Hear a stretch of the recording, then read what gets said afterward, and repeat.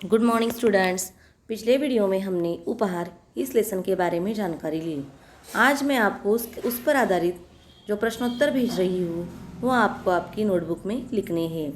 उसी लेसन पर आधारित जो ग्रामर का पार्ट आया है वो आज हम देखने वाले हैं।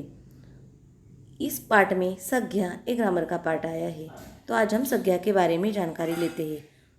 संज्ञा मीन्स नाउन। पहले हम कुछ उदाहरण देखते हैं, उसके आधार पर हम परिभाषा बनाते हैं। दीपक होशियार लड़का है। इस वाक्य में दीपक और लड़का प्राणी है।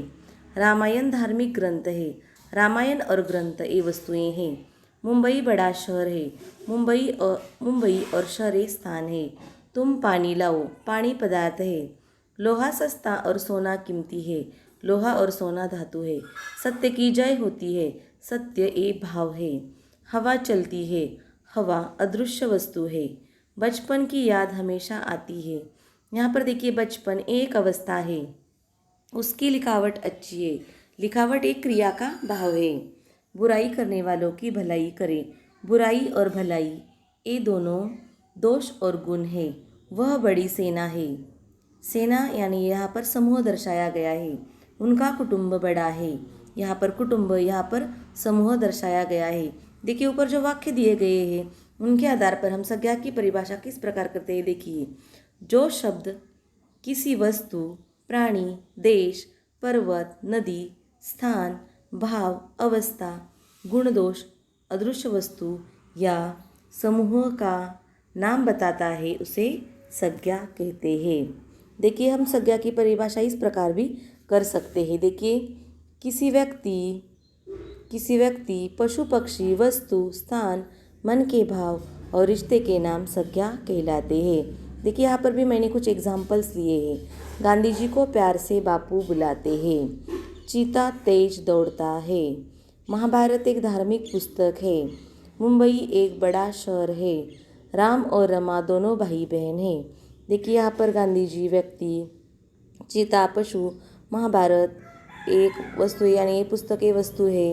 मुंबई एक शहर है यानी ये स्थान का नाम है। राम और रमा दोनों भाई बहन हैं।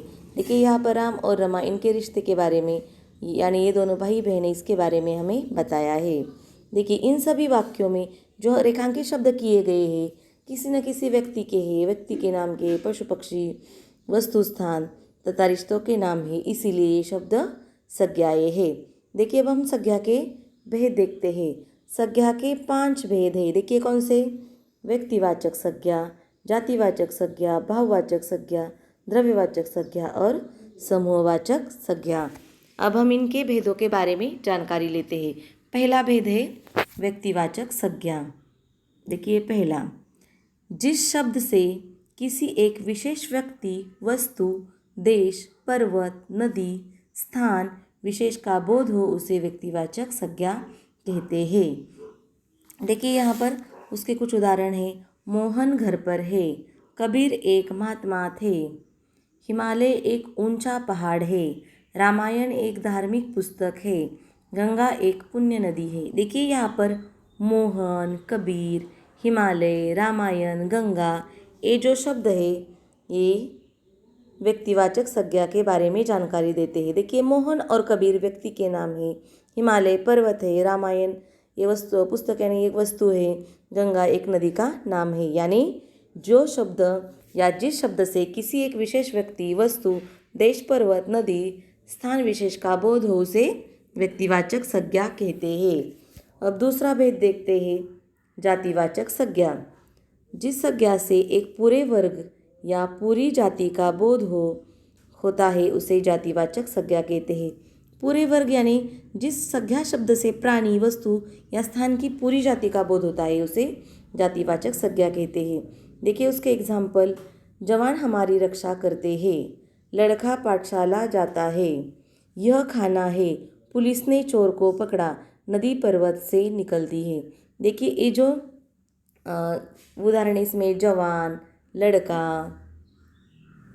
और खाना, पुलिस, चोर और नदी ये सब जातिवाचक संज्ञा के उदाहरण हैं। इनके माध्यम से उनकी जाति के बारे में हमें पता चलता है। अब हम तीसरा भेद देखने वाले हैं, भाववाचक संज्ञा। देखिए, भाववाचक संज्ञा यानी जिस संज्ञा शब्द से किसी भाव, गुण, दोष तथा स्वभाव आदि का ज्ञान हो, जिन्हें हम देख या स्पर्श नहीं कर सकते, उसे भाववाचक संज्ञा कहते हैं। अब हम उसके कुछ एग्जाम्पल्स देखते हैं। सत्य की जय होती है, बुराई करने वालों की भलाई करे, उसकी लिखावट अच्छी है, बचपन की याद हमेशा आती है, हवा चलती है। देखिए जो उदाहरण है इसमें सत्य, बुराई, भलाई, लिखावट, बचपन, हवा, ये जो उदाहरण दिए गए इसमें ये भाव है, भाववाचक शब्द है। देखिए सत्य, इसमें सत्य के बारे में हमें भाव के बारे में पता चलता है। बुराई, भलाई ये गुण और दोष है। लिखावट यानी ये क्रिया का भाव है। बचपन एक अवस्था है और हवा ये जो अदृश्य वस्तु है इसके बारे में पता चलता है। यानी भाववाचक संज्ञा यानी जिस संज्ञा शब्द से किसी भाव, गुण, दोष तथा स्वभाव आदि का ज्ञान हो, जिन्हें हम देख या स्पर्श नहीं कर सकते, उसे भाववाचक संज्ञा कहते हैं। अब हम चौथा भेद देखते हैं, द्रव्यवाचक संज्ञा। जो संज्ञा शब्द किसी द्रव पदार्थ या ठोस पदार्थ के बारे में जानकारी देते हैं, उन्हें द्रव्यवाचक संज्ञा कहते हैं। जैसे तुम पानी लाओ, लोहा सस्ता है, सोना कीमती है, पानी जीवन है। देखिए इन वाक्यों में पानी ये द्रव पदार्थ है, लोहा और सोना धातु है, यानी ये ठोस पदार्थ है, इसके बारे में हमें जानकारी मिलती है, तो ये द्रव्यवाचक संज्ञा शब्द है।